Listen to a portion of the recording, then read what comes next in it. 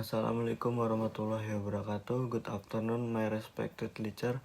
My name is Usama Muhammad Dafa with the study ID 250512300005. Hello everyone.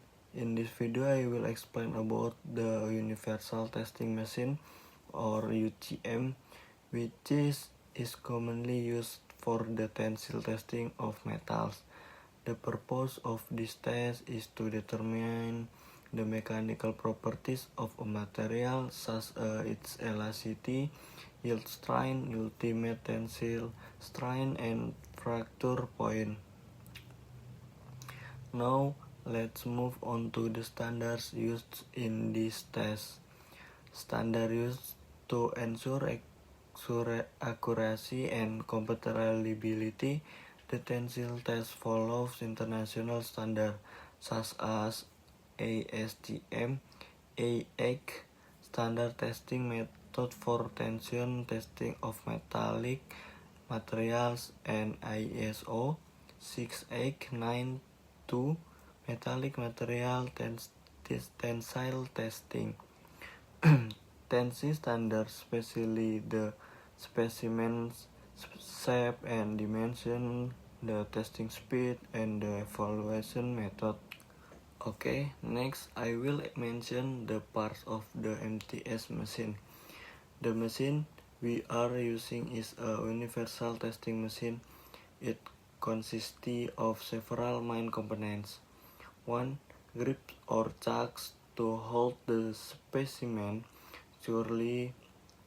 2. Load cell to measure the applied force. 3. Crosshead which move up or down to apply the load. 4. Machine frame and columns to support the system and keep the alignment. 5. Control panel with emergency stop button to ensure safe operation. Now let us move on to a detailed explain of the universal testing machine used in this laboratory. Type of universal testing machine. There are general two common types of UTM. The servo-hydraulic type, which use hydraulic power as this main driving force, and the full servo of electric type, which is driven by a motor. For explain, the tensilon machine is electric and powered only by a regular motor. 2. MTS machine hydraulic type. In this laboratory, we mainly use the MTS universal testing machine, which is a servo-hydraulic system with a capacity of up to 30 tons. The machine generates 4-stroke hydraulic pressure, making it very powerful and suitable for testing metallic materials. The MTS system consists of the main frame and a separate hydraulic power unit located in the back. This design allows the machine to achieve very high load capacity compared to electric machine. 3. Advantage and disadvantage. Each system has its own strengths and weaknesses.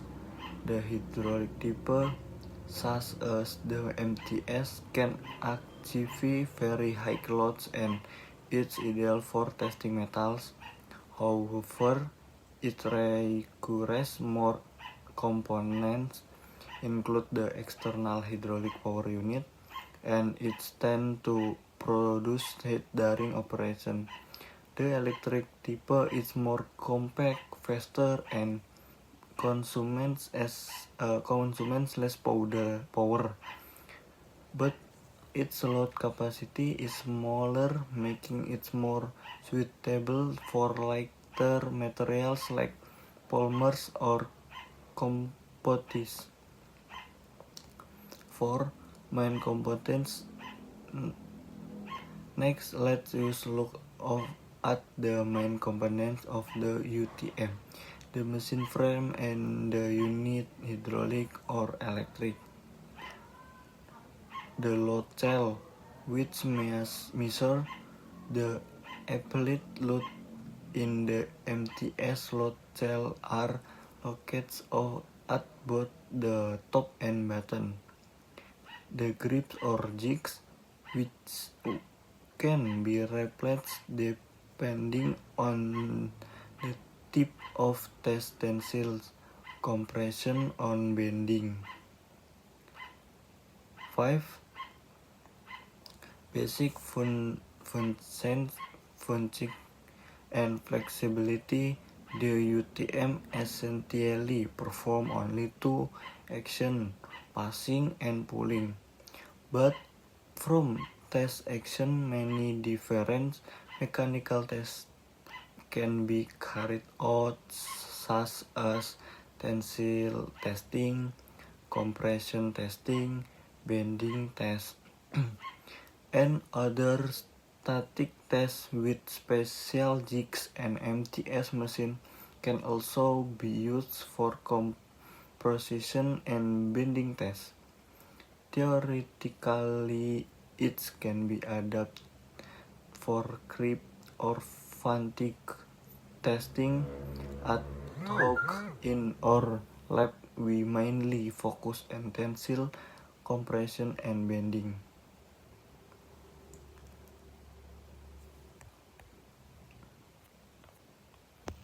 6. Operating of the MTS machine. Regarding machine operation, the movement of the crosshead is controlled manually using the buttons on the front panel. The applied load and displacement are automatically displayed as a graph in the software. For example, in one test, the specimen has load up to around before failure and the corresponding stress strain curve and display of the screen.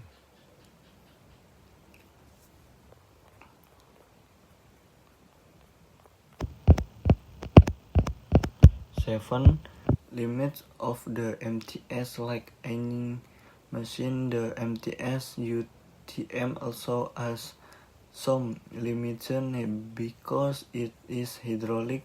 The system tends to generate heat and maintenance is more complex compared to electric machine. However, despite this challenge, the MTS remain highly reliable for tensile, compression, and bending tests on metallic materials, thanks to its high load capacity and sensitive load scale system. Now I want to explain an example of a tensile test result. This graphic shows the relationship between load Kn and elongation mm. During tensile test on the x-axis, the elongation is the insertion in length of the specimen. On the y-axis, to load is the applied tensile force. Intensity, the curve rises sharply in a straight line. This is the elastic region where the material will return to its original length if the load is removed. The slope of this line indicates the modulus of elasticity at around 14 kN. The curve begins to curve. This marks the yield point where permanent deformation begins. From there up to about 16.5 kN, the materials enters the plastic region. The specimen continues to elongate with only a small increase in load. The height is midpoint of the curve around 16.5 kN at twin of elevation is the ultimate tensile load, the maximum force the materials can withstand. After this peak, the curve drops sharply. This shows making localized the thinning of the specimen, followed the fracture at the point of fracture approximately 28 to 29 mm. From this graphic we can identify the modules of elasticity, yield point, ultimate tensile strength, fracture point, and ductility of the materials. Thank you for watching. Assalamualaikum warahmatullahi wabarakatuh.